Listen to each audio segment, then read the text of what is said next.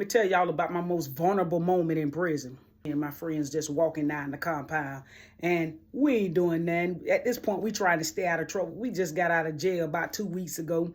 We in school doing good and got our shirts tucked in, pants on right, and nobody sagging, because usually my friends' pants, they'll be all sagging like they little thugs, but we just walking the compound. So this lady, she came from another compound. She used to always target me and my friends, especially me. One day we just minding our own business. She say, "Tree, come out."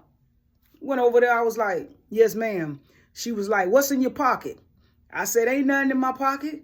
She was like, "I'm gonna ask you again, what's in your pocket?" Now, I'm telling y'all the truth. Wasn't nothing in my pocket. All I was doing is walking with my hand in my pocket like this right here.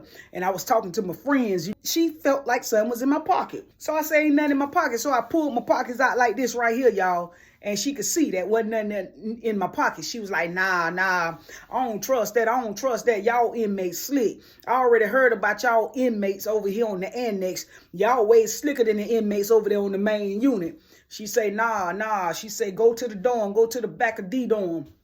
You getting searched." So I'm like, "Oh, why I got to get searched, man? I got to do what this officer tell me to do, because for one, she carry custody and control. So if the officer tell me to do something, I'm going to have to do it.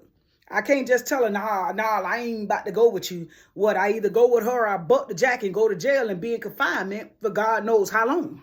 So I said, okay, bam. So I started walking with her and everything. So my friends, they still walking with me and walking beside me. And we talking. She was like, nah, y'all two can go on to your dorm. Go on to your dorm. Y'all don't need to follow her. She don't need no bodyguards. In my mind, I'm like, "Oh, yes, hell I do, lady. I don't know you from a can of paint." You feel me? I don't want to go nowhere with you. Anyway, so she get me to the dorm. And in the back of the dorm, if you go in the back, through the back door, there's a bathroom. There's a little hallway area where, the officers, they use the bathroom back there, and they got a little hall back there.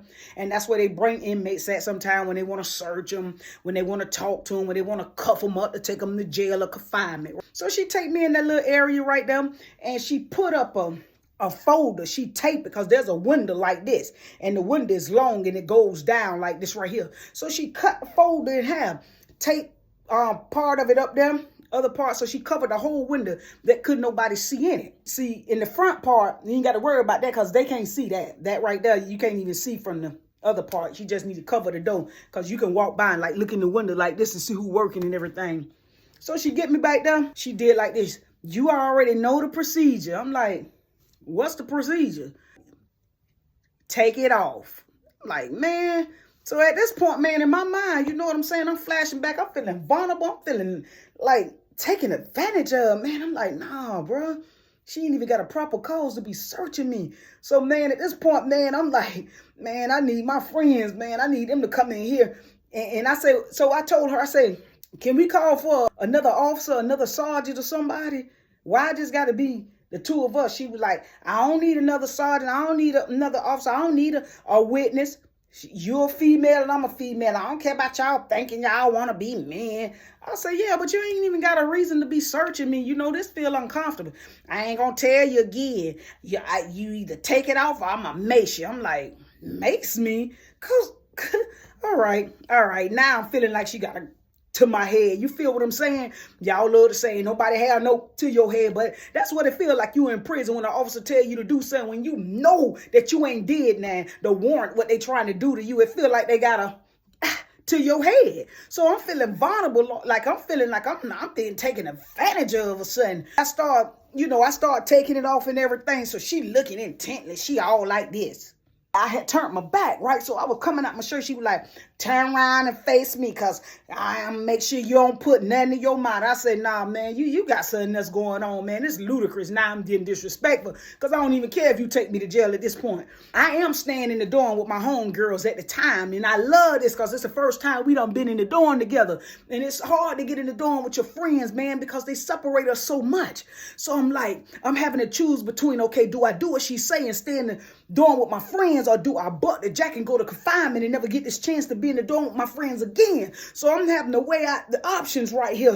And the balance tipping a little bit more toward, I'm finna disrespect her and go to jail, because I ain't about to take my clothes off while she staring intently at me, and I'm feeling like I'm being.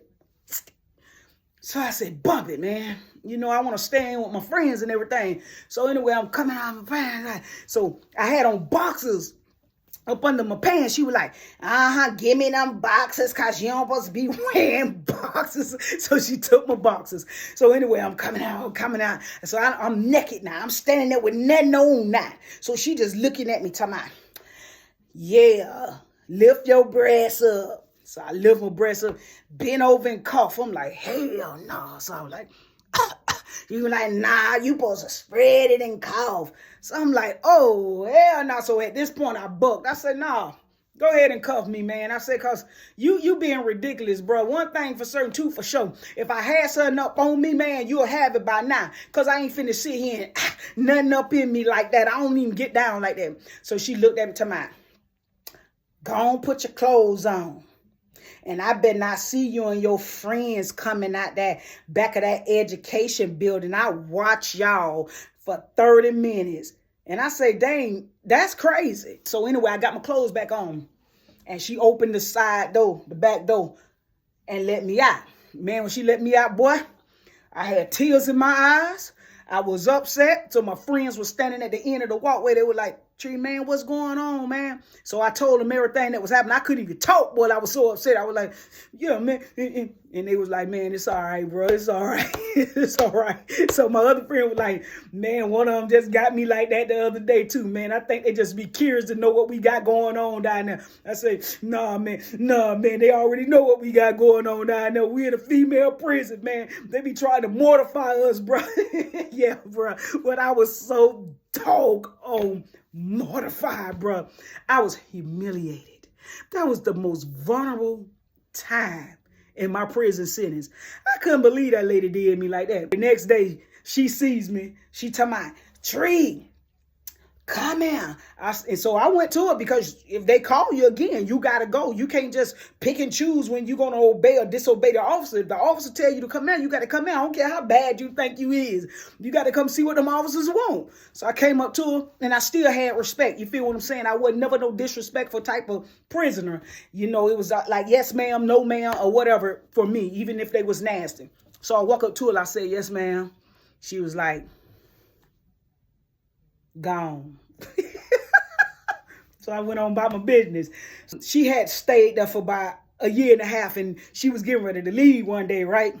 So as she was getting ready to, I think she had a couple of days left and she was going to be leaving the prison, going to be probation officer or something. But she called me to the back and she was like, oh yeah, you ain't got nothing to say to me?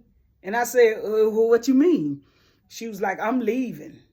After the night, I won't be back in this dorm, but I'll be in control in 2 days after that. I'm leaving. You ain't got nothing to say to me. I said, nah, you was the first woman that humiliated me in this prison, making me get naked in front of you. And she was a pretty officer too. Very, very attractive woman. So you know I was shy and shame, man. But really, I ain't had nothing to be ashamed of because I work out and I kept myself up. Feel what I'm saying? But anyway, yeah, man, she was like, but you know you be doing stuff you ain't got no business.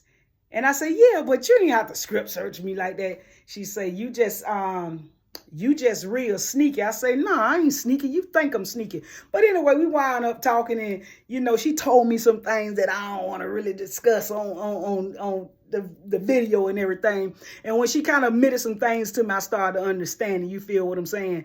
So, yeah, man, that was the first time I felt humiliated in the prison. But it's all good. I just wanted to say, man, yeah, you know, to y'all that's out there getting in trouble, man, I'm going to tell you something. One of the most humiliating things in the prison is when they tell you the script, bend over, and cough, and then, oh my goodness. Man, I can't even explain to you what that feel like. So if you don't ever want to feel it, please stay out of trouble. I'm going to say it again. Please, just stay out of trouble. Y'all be blessed now, you hear?